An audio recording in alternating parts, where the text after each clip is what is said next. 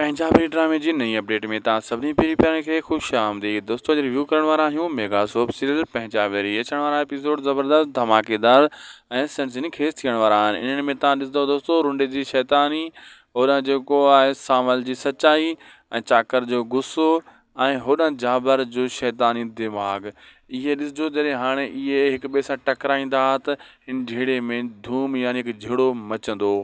छो त हाणे जाबर ऐं टुंडो रुंडो गॾिजी चुका आहिनि, हिकु थी विया आहिनि हसीना जे करे, मिल्के जे करे ऐं पाण खे बचाइण जे करे। ऐं सांवल खे हू टारगेट कंदा ऐं सांवल जे ख़िलाफ़ बि कुझु अहिड़ियूं शयूं हथ आयूं आहिनि। चाकर ख़ान खे जेका हू ॾेखारींदो आहे, चवंदो आहे त हीअ तुंहिंजा सबूत आहिनि जेका तूं गुनाहगार ऐं बेगुनाह न आहीं। सांवल पोइ बि उन शइ में जान छॾाए वेंदो आहे, कहाणी ॿुधाए सम्झाए करे। पर अचण वारा जेका एपिसोड आहिनि उहे ज़बरदस्त थियण वारा आहिनि, इन्हनि में को शक न आहे। दोस्तों अॼु जो वीडियो पुॻो पंहिंजी पुॼाणी ते असांखे ॾींदा इजाज़त। मिलंदासीं तव्हां सां नेक्स्ट वीडियो में। महिरबानी करे असांजे हिन यूट्यूब चैनल उदासी टेक खे ज़रूरु सब्सक्राइब लाइक शेयर कंदा ऐं दुआनि में यादि रखंदा। सुठा सुठा प्यारा प्यारा कमेंट बि कंदा। फेसबुक ते बि फॉलो करे हिन वीडियो खे अॻिते शेयर करे छॾींदा ऐं व्हाट्सअप ग्रुपनि में बि लिंक शेयर कंदा।